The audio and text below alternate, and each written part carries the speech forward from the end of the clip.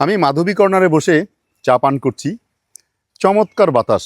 আসলে এটাকেই বলে প্রকৃত নাতিশীতোষ্ণ, অর্থাৎ কোনো গরম নেই, কোনো শীত নেই। চমৎকার। নিশ্চয়ই আপনারা বুঝতে পারছেন, গাছের পাতা যেভাবে নড়ছে বাতাস দেখে বুঝতে পারছেন একটা চমৎকার পরিবেশ। এই যে জায়গাটা, এই জায়গাটার কথা আপনাদেরকে আগেও বলেছি। এখানে বসে আমরা চা পান করি, আড্ডা দেই, বিভিন্ন সময় বিভিন্ন কাজ করি। অবশ্য আজকের উদ্দেশ্য এটা না। চলুন আজকে আপনাদেরকে আমি বাগানের পঞ্চম অংশ দেখাবো, অর্থাৎ আরেকটা ছোট্ট অংশ আপনাদের সামনে তুলে ধরার চেষ্টা করব। এই যে এখানে আছে একটা বেরিংটোনিয়া অ্যাকিউটাঙ্গুলা। এটা হচ্ছে হিজল। আসলে পুকুরে হিজলের ফুল যখন জলে পতিত হয় তখন বেশ দৃষ্টিদন্য হয়। এখানে দুইটা হিজল গাছ আছে। আমি একটু সামনের দিকে যাই, একটু আপনাদেরকে দেখাই। এখানে পুকুর পাড়ে, এটা উত্তর পাড়, পুকুর পাড়ে প্রায় 25টা বুটিয়া মনুস্পার্মা আছে। বুটিয়া মনুস্পার্মা নিশ্চয়ই আপনারা চিনেন, যেটাকে পলাশ বলা হয়। বসন্তে যখন ফুল ফুটে একদম লাল হয়ে যায়। বেশ কয় বছর এই উদ্ভিদগুলি এখানে রোপণ করা হয়েছে। এই বছর প্রথম 2টা গাছে ফুল এসেছে। আশা করছি আগামী বছর প্রত্যেকটা গাছে ফুলে ফুলে পড়ে যাবে। এই যে একটু একটু আপনাদেরকে নিয়ে যাই বুটিয়া মনুস্পার্মার পাশ দিয়ে, আসুন একটু আমার সাথে। এই যে দেখছেন, এইগুলা সবই হচ্ছে বুটিয়া মনুস্পার্মা। এইগুলা পলাশ, এটাও পলাশ, সবই পলাশ।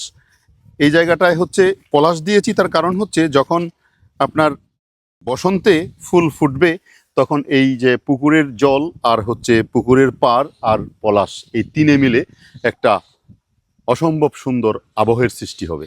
এই জন্য এখানে পলাশ গাছ দিয়েছি। এই যে পলাশ গাছগুলি ফুল ফোটার সময় হয়ে গেছে। এই যে বেশ ক্যানোপিটা বেশ ভালো হয়েছে। আগামী বছর আশা করছি ফুল ফুটবে। যদিও গত বছর প্রথম ফুল ফুটেছিল। আসুন একটু সামনে যাই। যাই হোক, আরেকটু সামনে যাই। এখানে আপনাদেরকে আমি একটু দেখাবো বাউহেনিয়া টমেন্টোসা। এই যে যা বলছিলাম, এইটা হচ্ছে বাউহেনিয়া টমেন্টোসা, অর্থাৎ হলুদ কাঞ্চন। এই হলুদ কাঞ্চনের পাতাগুলি জাস্ট মকমল লাইক টেক্সচারটা খুব চমৎকার, এবং হাত দিলে মনে হয় যেন একটা মকমলের ফিল পাচ্ছি, এত চমৎকার লাগে। এই ফুলটা সারা বছরই গাছে ফুটে এবং হলুদ হয়ে যখন ফুটে থাকে দেখতে বেশ ভালো লাগে।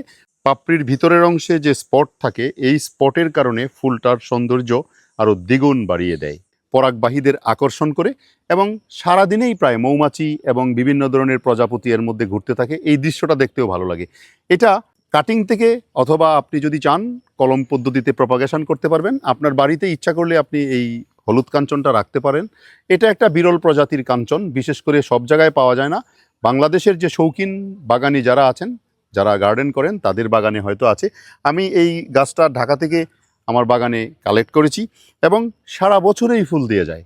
এই বাউহেনিয়া টমেন্টোসা সাধারণত পরাগবাহীদের জন্য খুব চমৎকার একটি ফুল। পরাগবাহীদেরকে আকর্ষণ করে এবং পরাগবাহীরা এখান থেকে, অর্থাৎ পলিনেটররা এসে মধু খায়, নেকটার খায়। আপনার বাড়িতে যদি থাকে, এটা বিশেষ করে একটা পলিনেটর ফ্রেন্ডলি উদ্ভিদ।